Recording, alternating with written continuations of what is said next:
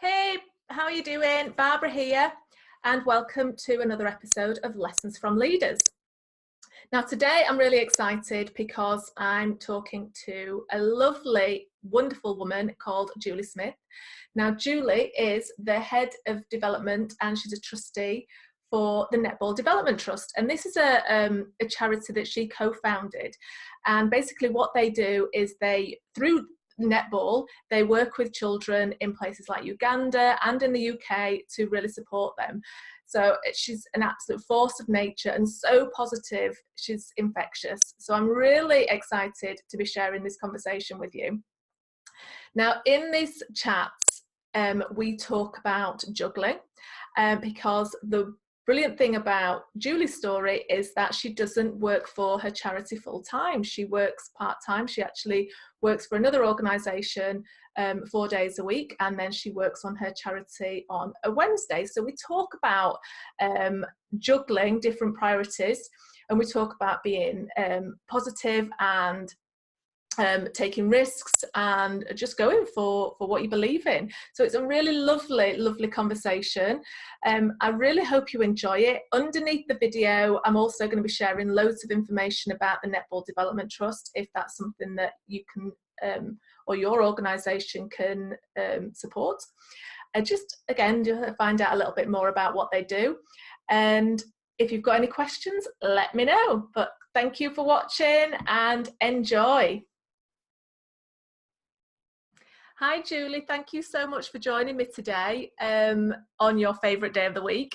Now, before we kick off, or to kick us off, I'd love to know how you actually got to where you are today. Tell us about your journey. And I've always had something in me that said I would do netball in my life. And even when I was 15, I knew I would teach sport in Africa, and that's all I knew. But I just knew that I would do something to get me there. Always played netball, so coached it, umpired it, etc. And in 2011, yes, I saw an article in the Netball magazine asking for volunteers to go to Uganda to coach netball. So straight away, I jumped at that.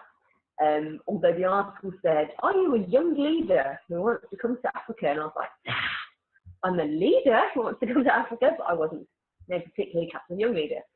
So I got in touch with the lady.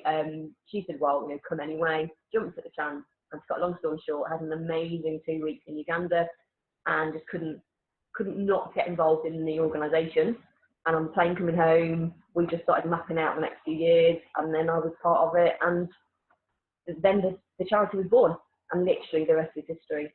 And I'm in the place where I am now just because I saw an article, jumped on it, and my destiny was set at that point.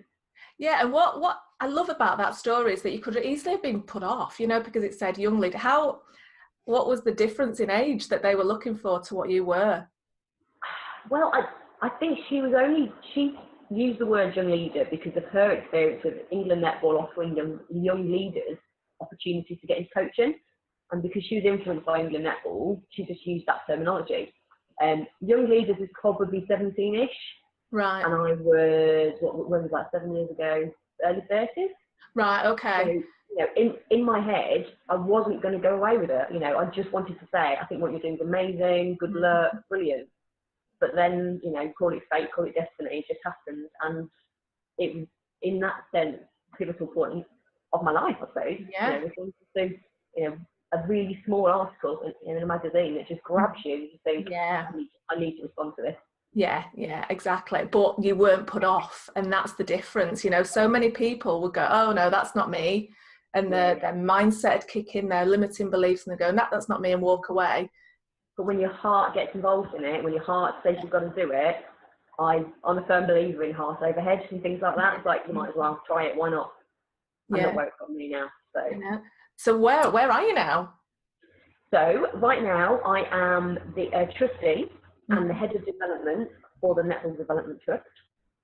We have officially been a charity for 6.5 years now. We run projects, netball related projects, but we use netball to bring the community together to then teach sexual and reproductive health to young people. We've got projects in Uganda, Kenya, Ghana and Pakistan at the moment. and we're growing and flourishing, and more opportunities are opening up every day. And in fact, I've got a meeting in about an hour and a half about a potential, maybe possible partnership that's coming out of nowhere. So again, even that has just come from a random conversation with someone who said, oh, have a chat to them.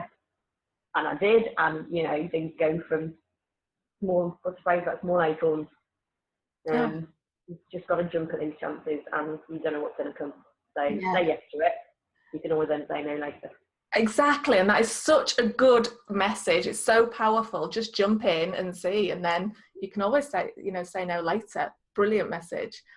But this isn't your full-time gig, is it? You are juggling at the minute. Yes. So for 14 years, I've worked for part of government, Highways England.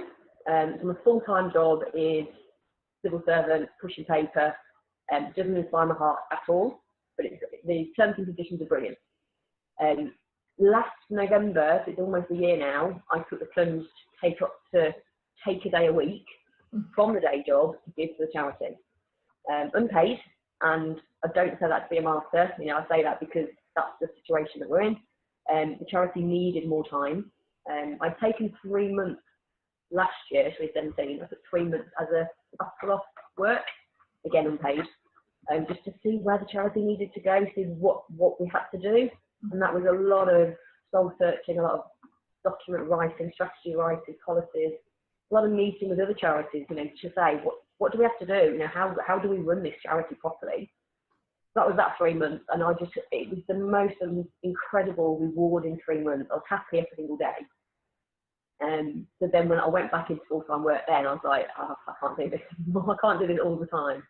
So I say then come last November, I put the plunge to lose a day a week in the day job, and now every Wednesday I do NDT, which could be meetings, could be paperwork, documents. Until recently, it's been organising our most recent tour, taking 12 volunteers to Uganda and Kenya. Hence my Wednesdays are wonderful. Yeah, that's why you like your Wednesdays. I get to do stuff that excites me. I don't have hump day because I have my Wednesdays, which is amazing. And it splits the week up. You know, when the day job gets a bit much, you're like, it's okay because by Wednesday I've got a day off. Yeah, this is what I should be doing. And you don't see it as a work day then, because you just described it as a day off. Exactly, because I do NDT in evenings and weekends. You know, I do it all the time anyway. So to actually have a day, yes, I might go to Morrison's and put the washing on because I don't have time the rest of the week to do that. But I get to catch up on all the emails. I get to, you know, redraft the strategy, talk to you, have this meeting with this potential sponsor. A few Wednesdays ago, I was down in Reading meeting a young girl who's raised about £2,000 for us. So I went down to her school to talk to her class about Africa and, you know, what life's like, and an absolute privilege to do that. So that's what my Wednesdays are now. Yeah, sounds absolutely fabulous. I know, I can just tell from your face, it's infectious. It's awesome. I love it, love it. And how could people not be infected by this positivity that you've got? You know, it's brilliant. I love it. So how do you keep yourself motivated then, you know, when you're in your actual day job? Is it just because you know that you've got Wednesdays coming, or? It's really hard. I'm calling it my midlife reassessment at the moment. It's not a crisis, but I am really. I had like 3.5 weeks in Uganda and Kenya, July and August this year. And when I come back, I always struggle. I always reassess and think, oh, what am I doing? What's life in the UK? We don't appreciate things, etc. But this year it's gone on a bit longer than normal. So I'm like, okay, I need to do something about that because I don't deserve to be unhappy. Mm-hmm. Nobody does. So I applied for a new job internally, which I haven't heard about yet, just to mix things up, to realise I'm disengaged at work. And when I'm disengaged 4 days of the week, it knocks on into everything else. And I don't want that for NDT and for my netball and my choir and everything else. So I need to do something about it. So normally I would, if I'm feeling disengaged at work, I'd think about NDT or think about, you know, the kids in Uganda, you know, and just the smiles on their faces, you know, and to know the impact that we're having, that really does help. But I need to not be so disengaged. You know, I need to take action on that as well as being able to remotivate myself when I'm having one of those moments or days. Mm-hmm. Like just just this morning we had a message of our Kenyan team.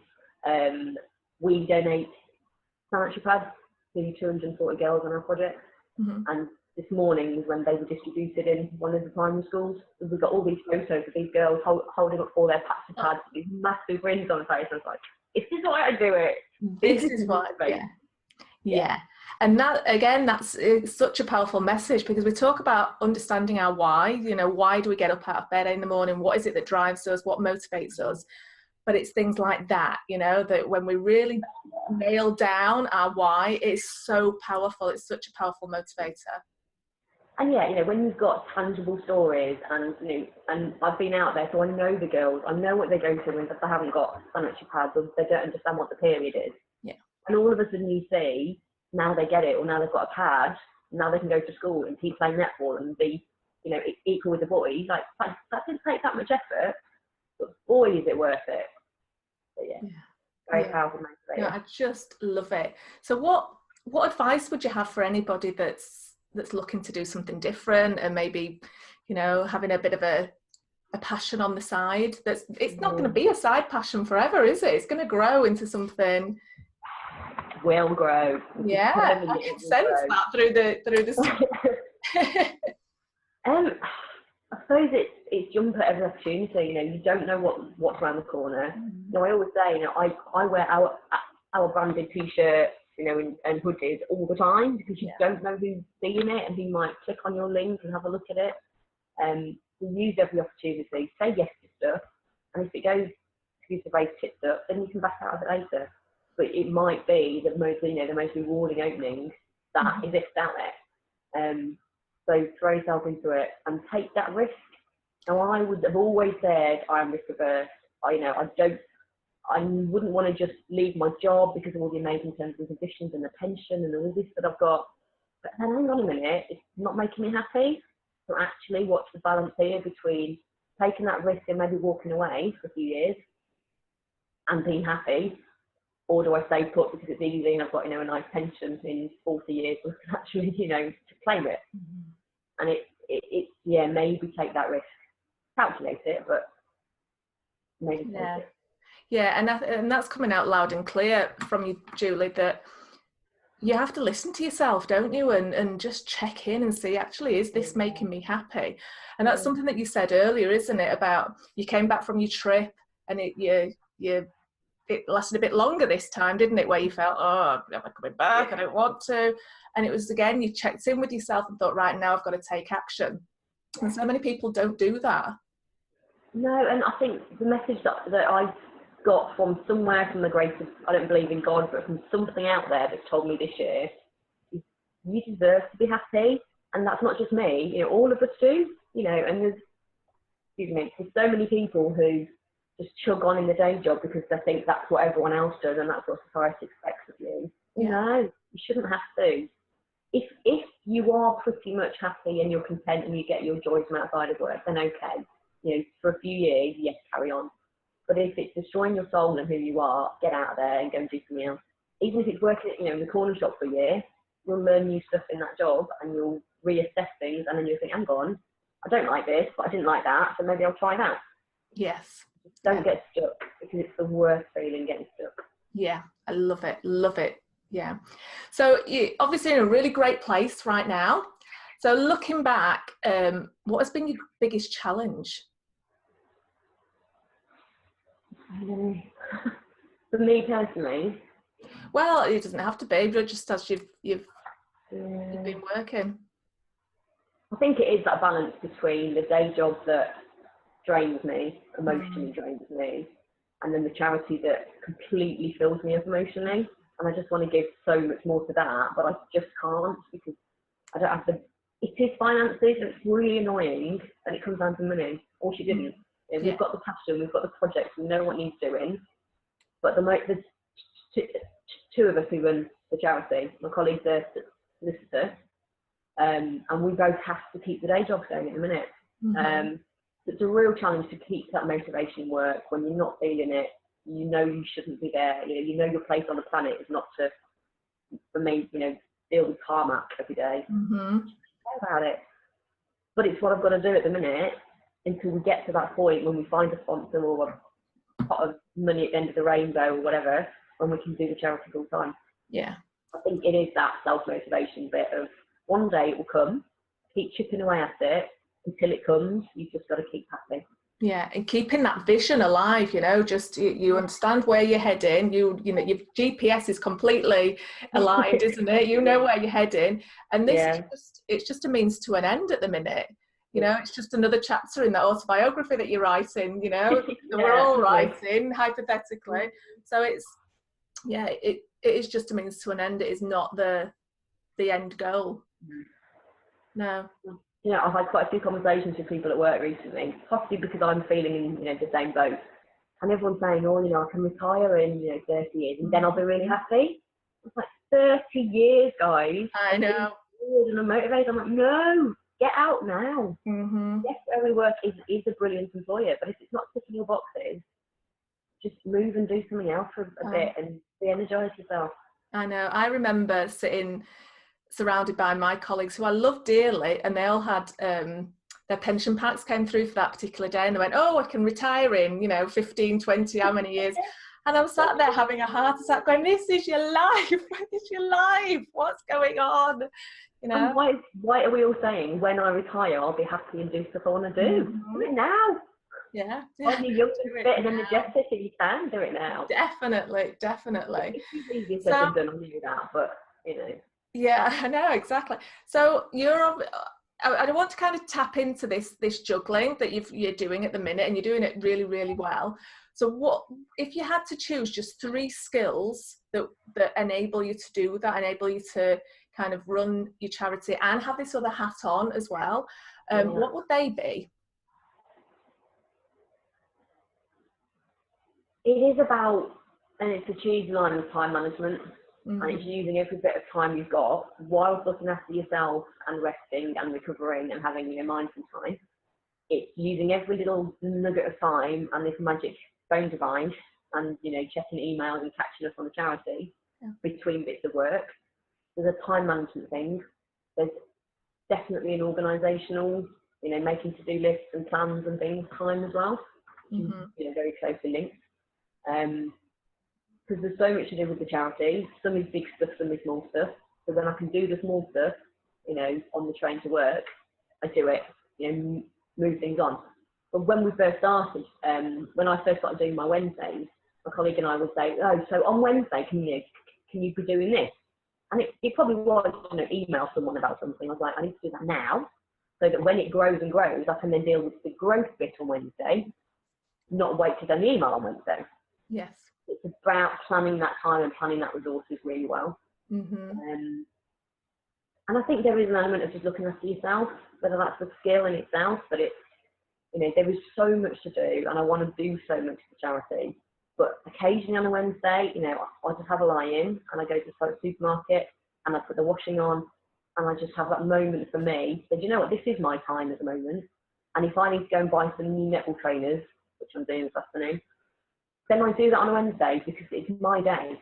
And running NDT is part of me anyway, so it doesn't feel like I'm skiving work or anything. It's just doing something else for me. And that's really important because I don't get other time in the week to do that. No, and I'm so happy that you said looking after yourself, because so many people don't. We put ourselves at the bottom of our very own pecking order. I don't know whether you've experienced that. You know, we juggle everything and we put everybody else first. And when do we get to look after ourselves? Wednesdays. Yeah, exactly. So that's a new day for everybody. You're going to start, is that a revolution? No one works on a Wednesday. Everybody just down tools on a Wednesday and do something you love. Yeah. That being a new mission for you. If you can just do it on a Thursday. All right. Yeah. You get that set up. That's called procrastination, I think. I don't know. It's not. It's percolating, I think. Nice. Yeah, rather than procrastination. So, I know you've got a meeting coming up, so I don't want to keep you too long. So, can you finish off by describing or recommending one book or one podcast that you would recommend? I always ask everybody this because I'm a big reader and I know everybody, all of our members are. So, yeah. have one by my side. I'm not going to read out the title. Can you read that? Yeah. So what is it? What's the underneath? I missed the ultimate spiritual way. Yes. So tell us about that book. It's a series of 3, I think. It's written by a guy, John Parkin, who was brought up in a very, very religious setup. I think his dad was a reverend, a priest, and he just rebelled against it at a certain point. And he just kept saying that. He was just like, you know what? I don't need this. And he just talks about the ways that you can literally say that phrase. Saying it out loud really helps in a lot of situations. Yeah. It is in that time, you know, when you're frustrated with something at work, or for me, all the corporateness at work, all the rules and policies that just frustrate and limit all my creativity. And you can just say that and think, you know what, I don't need this. I don't have to deal with it. Okay. Go and do something new and follow your heart and try something different. And he now runs retreats in the Italian countryside and has hundreds of people come to him to learn his mantra. And you know, he very much says it's not a religion, it's not anything like that. It's just you believing in what you want to be doing and following your heart, and how to get there in this real world. You know, you can't just go, I'm going to buy a house on a hill. Just it doesn't work like that. No. So how do you get there? By changing your mindset and your heart and all that. So yeah. I swear by it. I love it. I'm going to read that. I've not heard of that book before, so I'm going to read that. I'll put the link to the book underneath this video so everybody can tap into that if they want to. But I love that. I love the idea of just following your heart, and you're doing that and then some, you know, and it's just oozing out of your pores, and it's fab. Love it. But thank you so much for your time today. Very welcome. I know you've got a busy day. Enjoying your Wednesday, so I'll let you get off, but thank you so much. So before you go, how can people get hold of you? So if they were on Twitter, or are you on Facebook, or where are you? The charity Netball Development Trust, we've got a website, we've got Facebook pages, we're on Twitter. I don't understand Twitter, my colleague does that. So Facebook and email, and we're on netballtrust@hotmail.com. And do you have like do you have a Just Giving page or anything where if people want to do anything for you? Yeah, we've got a BT My Donate page, and the link's on the website and on the Facebook. There's a donate button on Facebook. Equally, you know, if people have got ideas, thoughts they want to share with us, if they might know someone who might be able to, you know, to help us out, point us in a different direction, it'd be great to hear from anybody. To share stories and thoughts as well. Fantastic. So I'll put all your details underneath this video, and we'll put some more details about the Netball Development Trust and how to get hold of you. So hopefully, you know, we might be able to help you out along the way.